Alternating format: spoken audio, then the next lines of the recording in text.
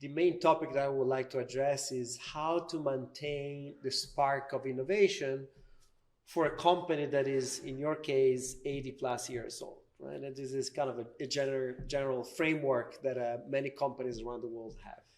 Yeah.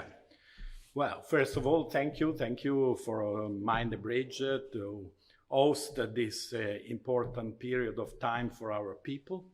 And we believe a lot in our young employees, and mainly the one that has some spirits that is following the main mission of our company, that has always been to be leading the industry in terms of innovative products and innovative process. Let's talk a little bit about the history of Pelliconi. As several thousand companies around the world, they started working on a very specific solutions for a problem, and then they build a business around it. So maybe guide us a little bit of the history. What was the initial spark? The history has been an history of a typical Italian history after post-war, and immediately we found out that we were not alone during doing the product that we are making, and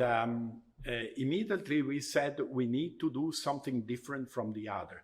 We need to pass a message that is different from our competitors, and I think this was the key of our success, because luckily enough for us, our competitors are quite dormant in terms of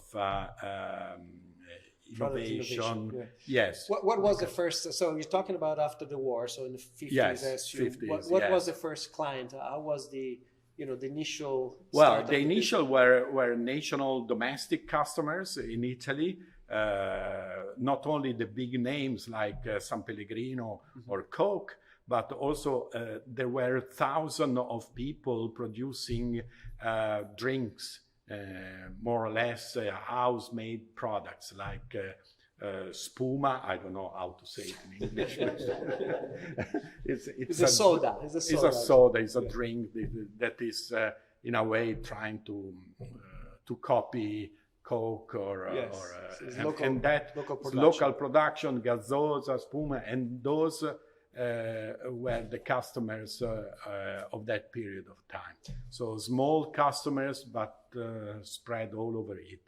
And that was actually, I think, also taking advantage of, it was the economical boom of Italy in the 50s, the 60s, the 70s, and that took you all the way to becoming the leader in the market. We have to thank our founder, that is the grandfather of my wife, that has this entrepreneurship spirit and make a lot of debt to invest in the company. The company was bombed 2 times. So literally bombed during the war. Yes, during the war, and he started again. So this is when we are talking, if you have a problem, you have to stand up. And a bomb is a real problem. A bomb is a real problem. Yes. And for this man, that was a very, very, I don't want to say poor family, but very medium average family with 1 daughter that is the mother of my wife, very small, but he was all the time saying, yes, resilient, like we say, yes, that's definitely today. The real yes, and immediately we found out we must be different to have a success. This is a law that is more or less valid in many aspects of entrepreneurship. Yeah. Let's talk about this. What do you think, in retrospect, was innovation back at the beginning of the first development phase of Pelliconi? What was the innovation there? In the process, in the manufacturing? Well, I can tell you, the first really innovation was, at that time, the caps were at a height that was 6.75 millimeter. And then we, together with the steelworks, we decided to propose to our customers a caps that is shallower. Much smaller than this. Okay.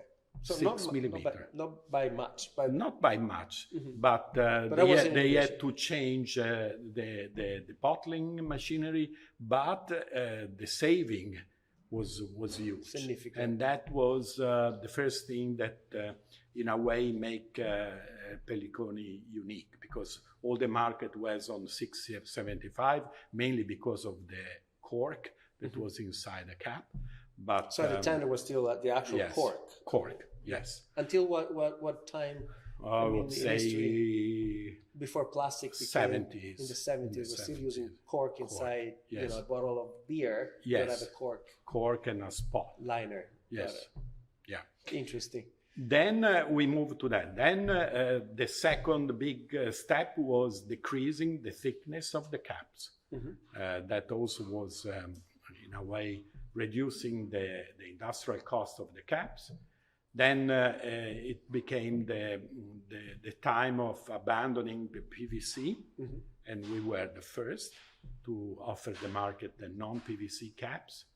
And I would say, coming to today, we have new products and new differentiation, because one thing we realize is that in today's world, another products like the caps, as it was, will never be take place. Yeah. Because today everybody wants to be different, in a way unique, and so standard products are no more successful. So let's talk about today's and some of the importance of innovation from within. Again, is a market that I think is very, to some extent, it moves very slowly because it's downhill at a bunch of complications in the process of bottling and so on and so forth. But there's been some innovation. Actually, I think Pelliconi itself, it was the driver of some of that innovation. Tell us a little bit of for the generic audience to understand what some other innovations are coming into the capping industry. Well, innovation are coming on the lacquer system. That we developed what is called BP non-intent bisphenol in the varnish. So tell us for our generic audience. Normally varnishes, lacquer like today contain bisphenol. That is something that gives the varnish more elasticity, so it's very easy then to apply.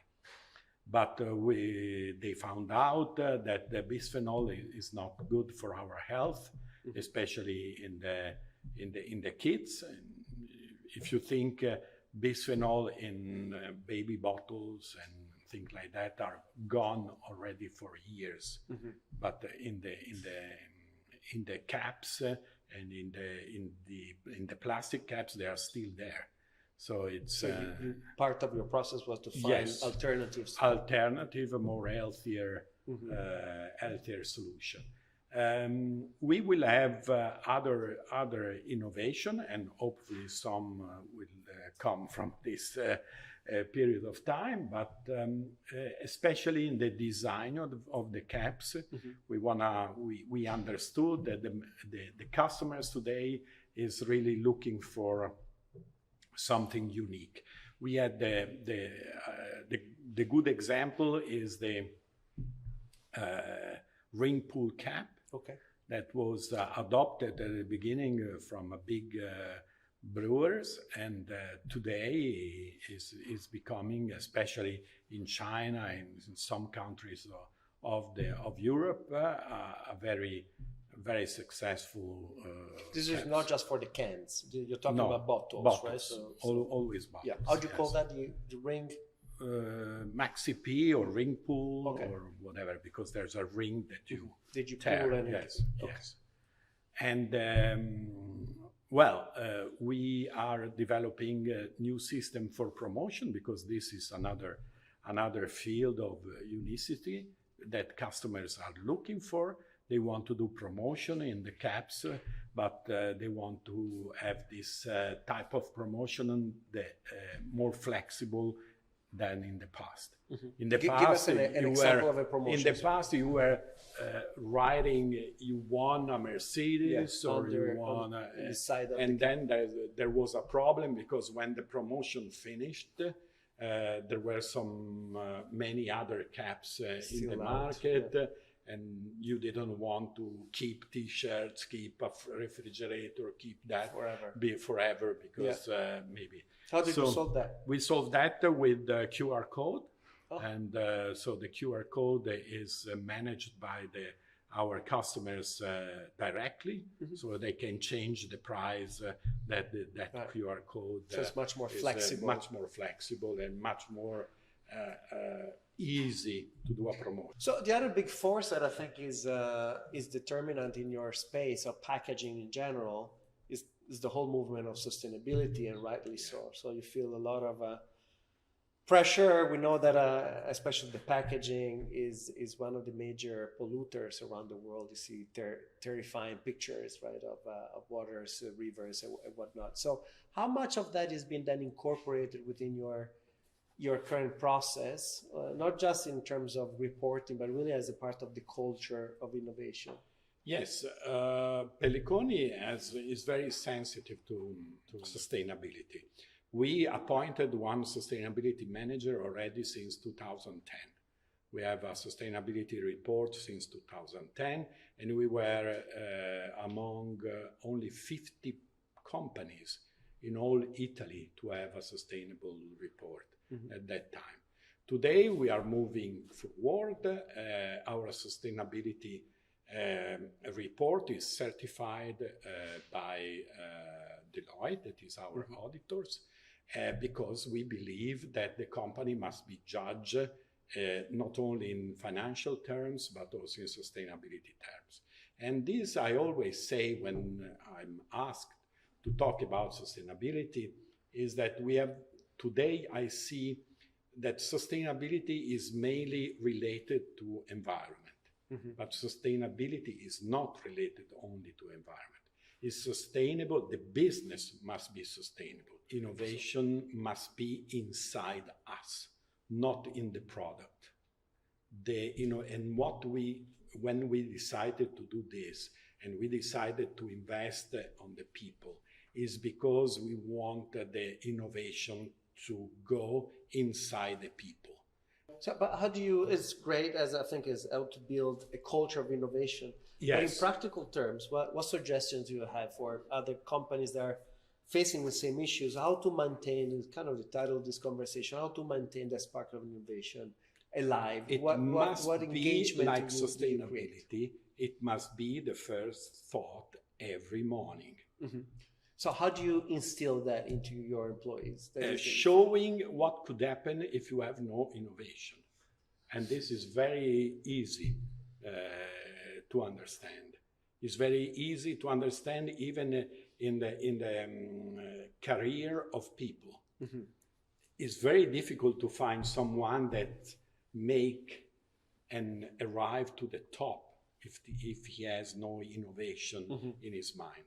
Got it. And so that's part of your, process of also judging the outcome of people. Is not just to do their own work, but also what are they adding on top? How creative they are, how entrepreneurial they are. The will to change, not just for change, but the will to change. In my life, I've always think to that. Even when I drive to the office, I never do the same road. One day there, one day there, one day That's why sometimes you get a little late to the office, but you learn a new road. That's probably a good metaphor. I don't like things that are repetitive. Yeah. So what potential suggestion would you have to create incentives inside a company? Obviously, this is an example of this incentive, right? So creating also in a formal process to filter the most interesting ideas that can come from every department. Yes. They don't have to be in your department. What else? Incentive is I think it's becoming more and more important. An incentive could vary because if I have to incentivize someone from Italy, it's different than incentivize someone in China or in Egypt or where we have our you do have offices in China, yes, or in the US, and it's a nice experience to do that because, of course, money is more or less common to everybody. But as we see here today, money is not everything. Yeah. You need to go to work with enthusiasm, because at that point, it's not me saying that you never go to work if you are enthusiastic on what you are doing. It's always like a kind of a vacation. So what you're saying is that you need to create incentives that are kind of to be interpreted and read through the local culture. Absolutely. How is that different, for example, from the office you have in Bologna and the one in China? What different incentives are well, Chinese people, they have for their culture, their religion, they need to work the much that they can. Because for them, for their religion, reaching the what we call paradise is through work. Through works. So they want to, and they have an ambition to become someone, because they are used for every step of their lives to be together with millions of people. And they know that only with emerging from this huge sea of people, it will create them someone with a successful life. So they work really very hard. Sometimes, of course, it's not enough, because but they have.